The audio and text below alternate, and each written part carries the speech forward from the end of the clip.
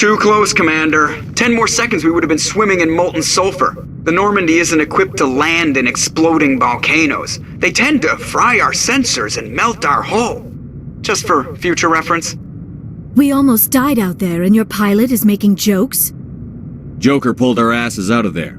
I think he's earned the right to a few bad jokes. I see. It must be a human thing. I don't have a lot of experience dealing with your species, Commander. But I am grateful to you. You saved my life back there, and not just from the volcano. Those Geth would have killed me or dragged me off to Saren.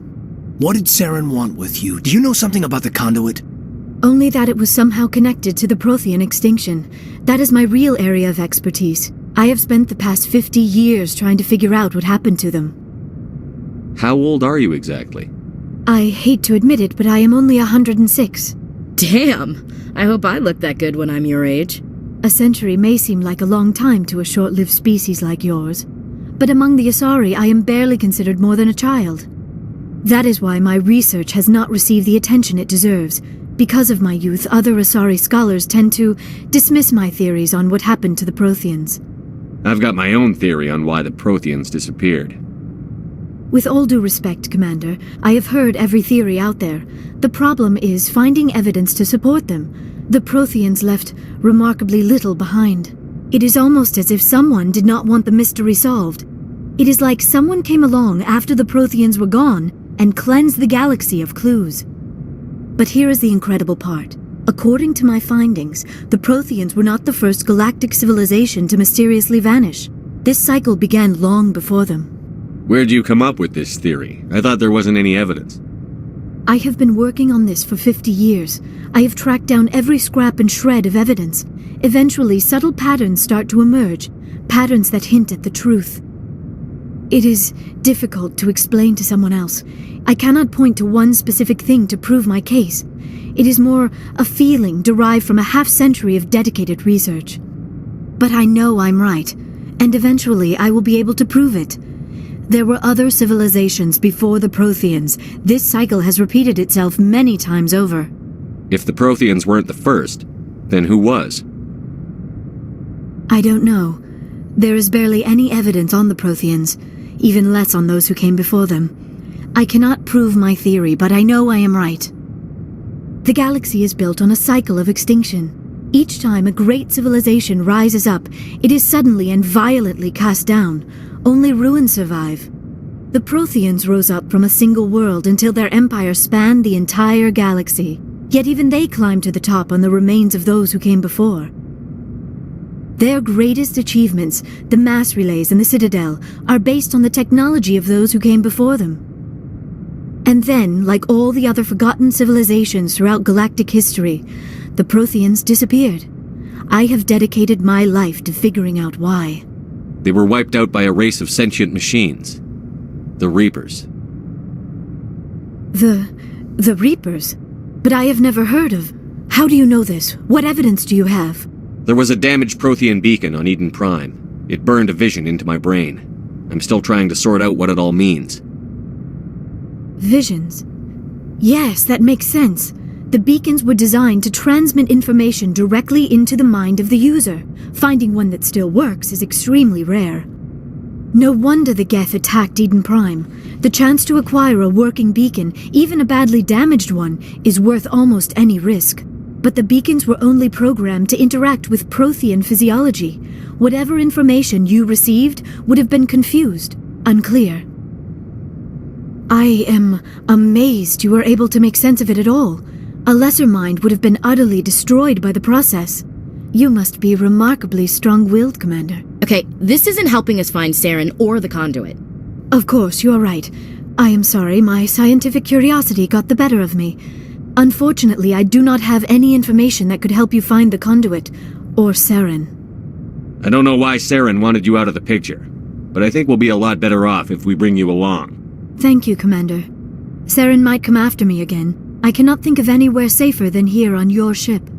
And my knowledge of the Protheans might be useful later on. And her biotics will come in handy when the fighting starts. Good to have you on the team, Liara. Thank you, Commander. I am very grateful. Oh, I am afraid I am feeling a bit lightheaded. When was the last time you ate or slept? Dr. Chakwa should take a look at you. It is probably just mental exhaustion, coupled with the shock of discovering the Prothean's true fate. I need some time to process all this. Still, it could not hurt to be examined by a medical professional. It will give me the chance to think things over. Are we finished here, Commander? We can talk again after you've seen the doctor. The rest of you, dismissed. Mission reports are filed, Commander. You want me to patch you through to the Council? Patch him through, Joker. Setting up the link now, Commander.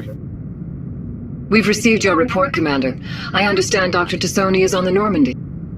I assume you're taking the necessary security precautions. Liara's on our side. The Geth were trying to kill her. Benezia would never allow Saren to kill her daughter. Maybe she doesn't know. Or maybe we don't know her. We never expected she could become a traitor. At least the mission was a success. Apart from the utter destruction of a major Prothean ruin. Was that really necessary, Shepard? The Geth were crawling all over those ruins. We were lucky to make it out alive. Of course, Commander. The mission must always take priority. Good luck, Commander. Remember, we are all counting on you.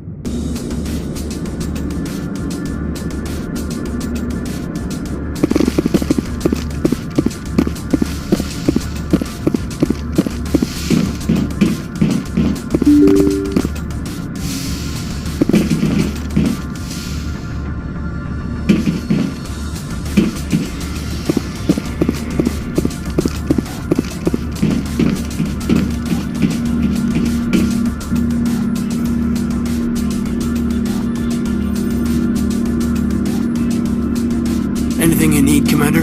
What's your opinion on the last mission? Dr. T'Soni. Seems like a sweet girl. Easy on the eyes. I mean, if you like the bookish sort. Any intentions there, Lieutenant? No, Commander. Just art appreciation. We'll talk another time, Lieutenant. Commander?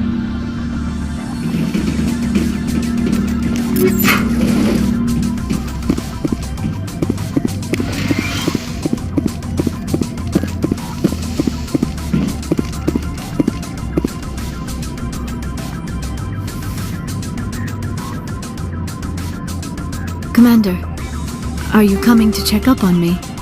You look much better. How are you feeling? Dr. Chakwas assures me I am going to be fine. I was impressed with her knowledge of Asari physiology. You're in good hands. Dr. Chakwas knows what she's doing. I never properly thanked you for saving me from the Geth, Commander. If you hadn't shown up, I'm just glad we got there in time. So am I. I know you took a chance bringing me aboard this ship. I have seen the way your crew looks at me. They do not trust me. But I am not like Benezia. I will do whatever I can to help you stop Saren. I promise. Don't worry, Liara. I trust you. I know you won't let me down. It means a lot to hear you say that, Commander. Thank you. I'd like to know more about the Asari. We were the first species to discover the Citadel. We were instrumental in forming the Council. And we always strive to be the voice of peaceful cooperation in galactic disputes. My people believe we are all part of a single galactic community. Each species contributes something to the greater whole.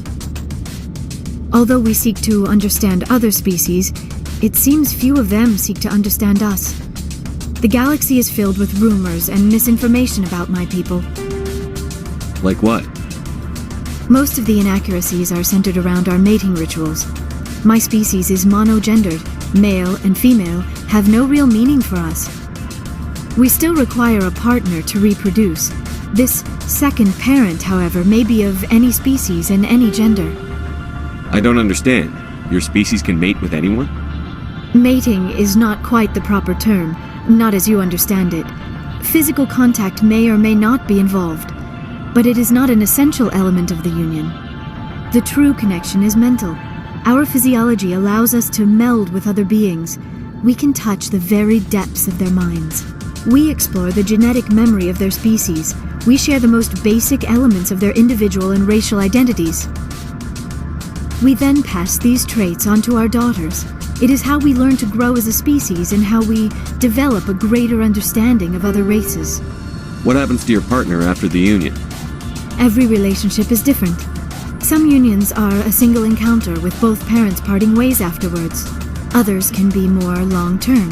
Sometimes an Asari and her partner will stay together for many decades. Do you know who Matriarch Benezia chose as her partner?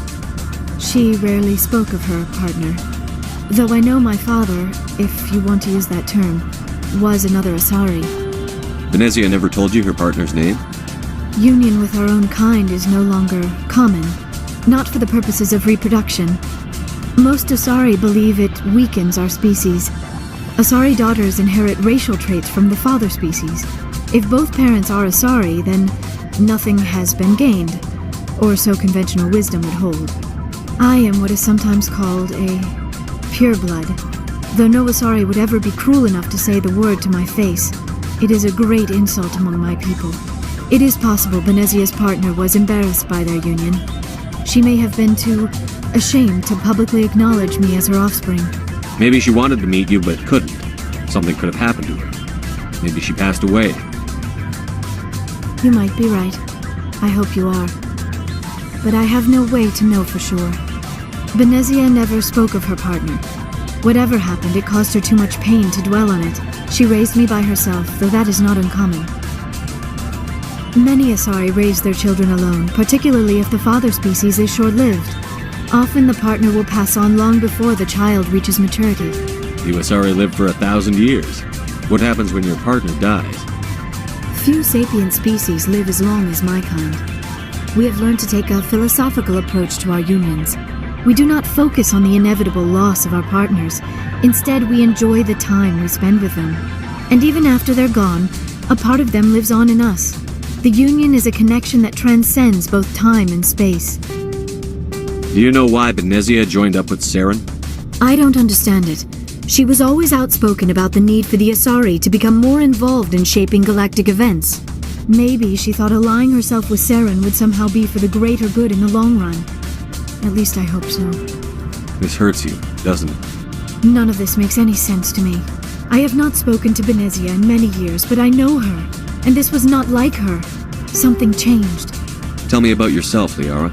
Me? I am afraid I am not very interesting, Commander. I spend most of my time on remote digs, unearthing mundane items buried in long-forgotten Prothean ruins. Sounds dangerous. And lonely. Sometimes I would run afoul of indigenous life forms or stumble across a small band of mercenaries or privateers, but I was always careful. Until the Geth followed me to Artemis Tau, I never found myself in any situation my biotics could not handle. As for the solitude, well, that is one aspect that most appealed to me. Sometimes I just need to get away from other people. You don't like other people? I suppose it comes from being a matriarch's daughter.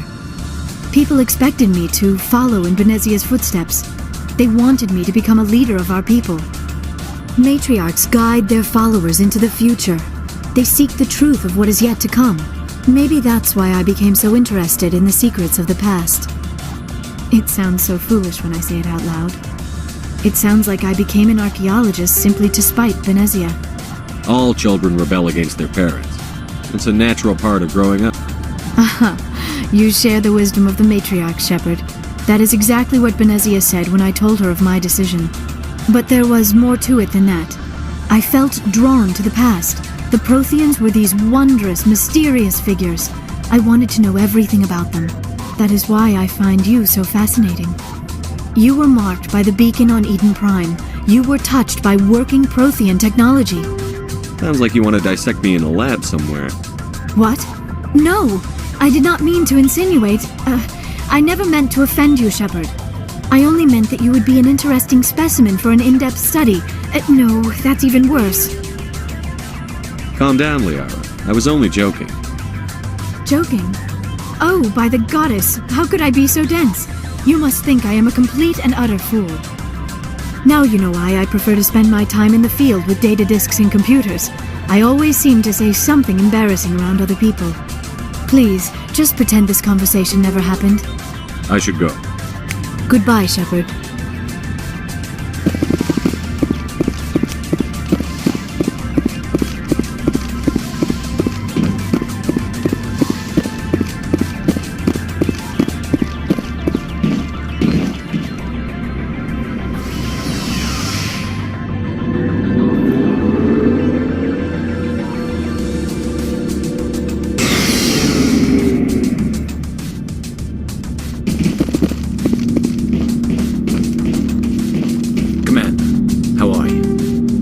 Why did you want to be a CSEC officer in the first place? That's a good question.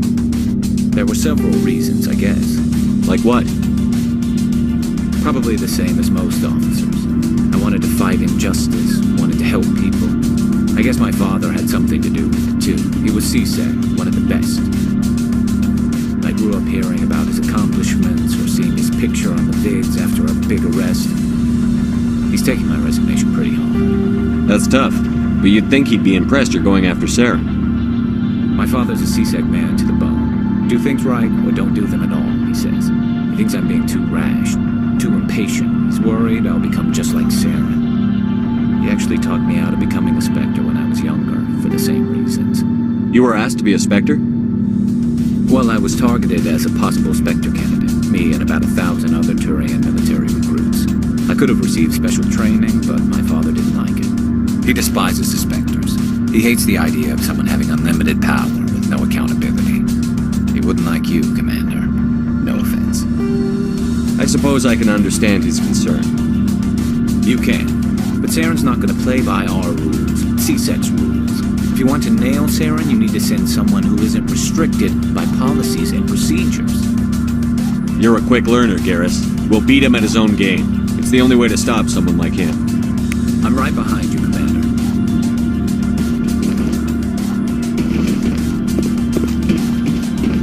So, we've got Saren on the run. It won't be long now.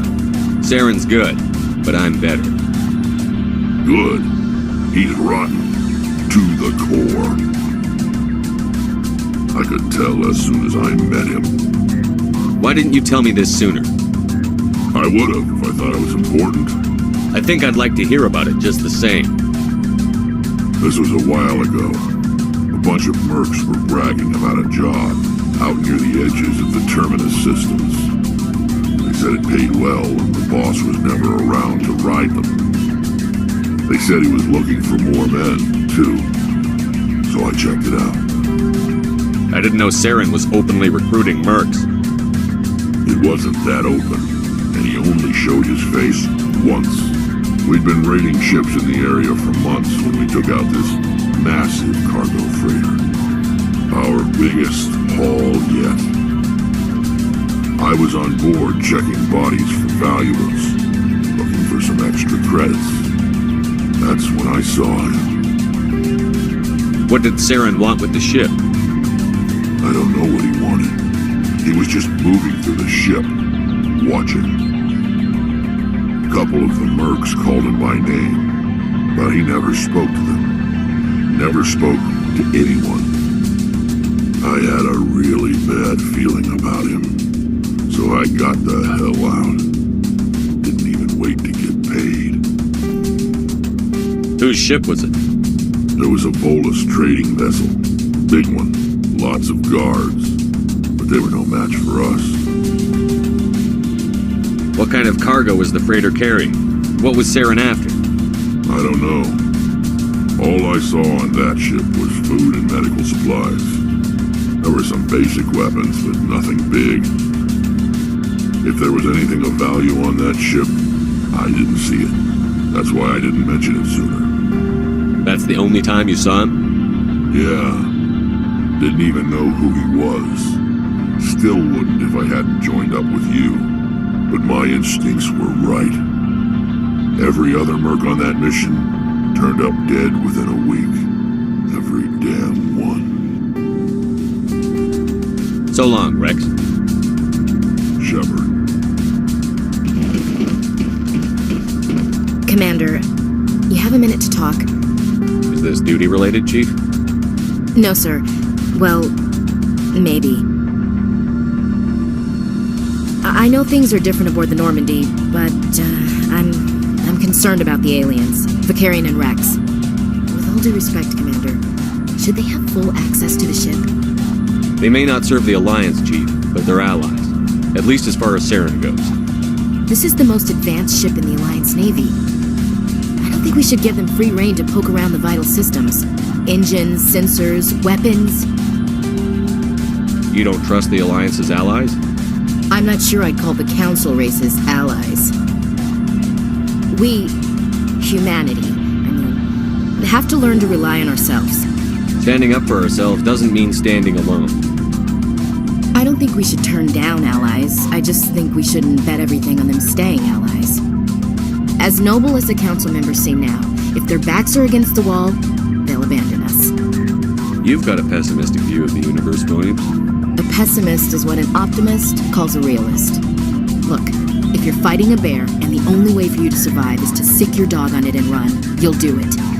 As much as you love your dog, it isn't human. It's not racism, not really. Members of their species will always be more important to them than humans are. These seem like deeply held beliefs, Williams. What made you think this way? My family's defended the Alliance since it was founded. My father, grandfather, great-grandmother, they all picked up a rifle and swore the oath of service. I guess we just tend to think of Earth's interests as our own. I never knew my family. Grew up an orphan on Earth. Anybody in your family I'd have heard of? Couldn't say, Commander. So why are you out here? Just trying to get away from Earth? No. The future of humanity is out here. There's so much we haven't seen yet. Yeah. I still remember my first field exercise on Titan. When we hit mud, the reality hit me. I'm the first person who ever stood here. Then my drill instructor kicked me in the ass. I went face first into the muck. He spent the next 5 minutes chewing me out for gold bricking. Don't tell me you had Gunny Ellison. He's the only one I know who uses that word to describe shirking duty. Oh, Lord. You went to the Macapag boot camp, too? Yeah. Gunny Ellison's still reaming out recruits down there. Kicking ass and using words like inveigle and pusillanimous. It doesn't sound like you've worked with aliens before. No, sir. Mainly I've been groundside, part of the surface garrison forces. I did get a rotation on a space station for training.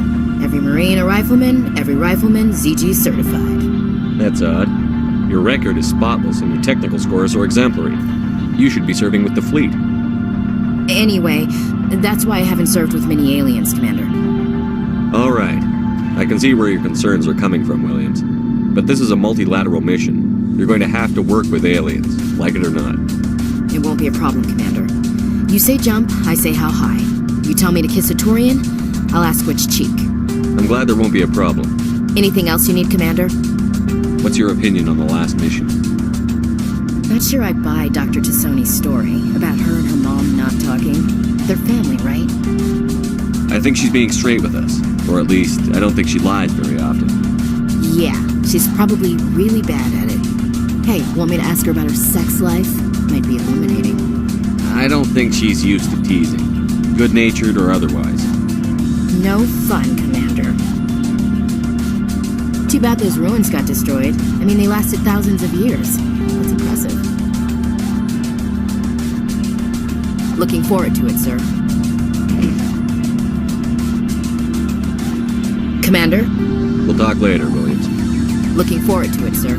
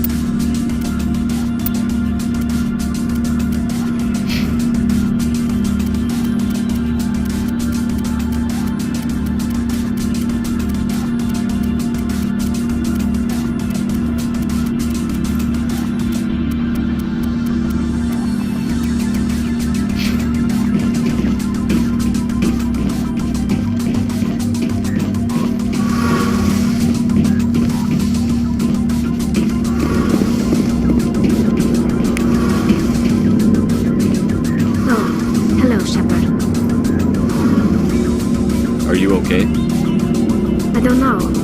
Your ship is amazing, and your crew's been really great to me, especially your chief engineer.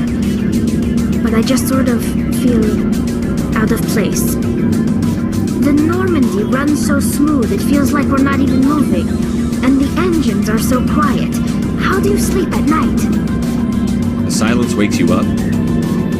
Back on the flotilla, the last thing you want to hear is silence. It means an engine's died or an air filter shut down. I guess you don't have to worry about that here. But old habits die hard. But it's more than just the silence. This ship feels so empty. It's like half the crew is missing. Back home, I couldn't wait to go on my pilgrimage. I couldn't wait to get away from the crowds. Now that I'm out here, I kind of miss them. Sometimes we don't appreciate what we have until it's gone. That's true. I'm starting to wonder if that's what the pilgrimage is really about. It's given me a whole new perspective on my people and our culture. You know, there's always a few who go on their pilgrimages and never return. I always assumed something bad happened to them. But maybe they just wanted a different life. You do plan to return to the migrant fleet, right? I could never abandon my people, Shepard. I will go back eventually. But we have to stop Saren first. Otherwise, I might not have a home to go back to. I should go. See you later.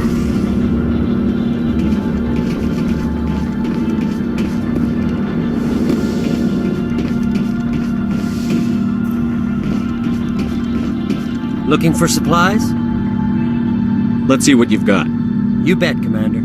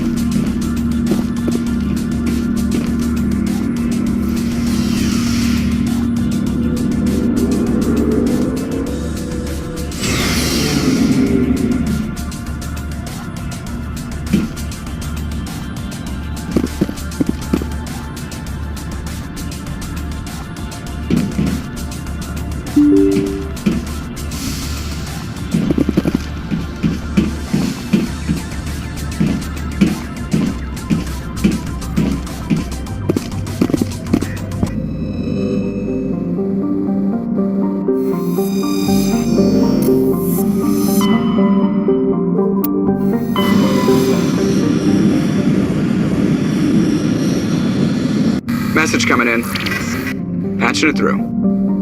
Commander Shepard, my name is Nasana Dantius. I have a job for you. I can't say any more in an unsecured communication. If you're interested in hearing my offer, meet me on the Citadel so we can talk in person. I'll be waiting in the Diplomat's Lounge on the Presidium.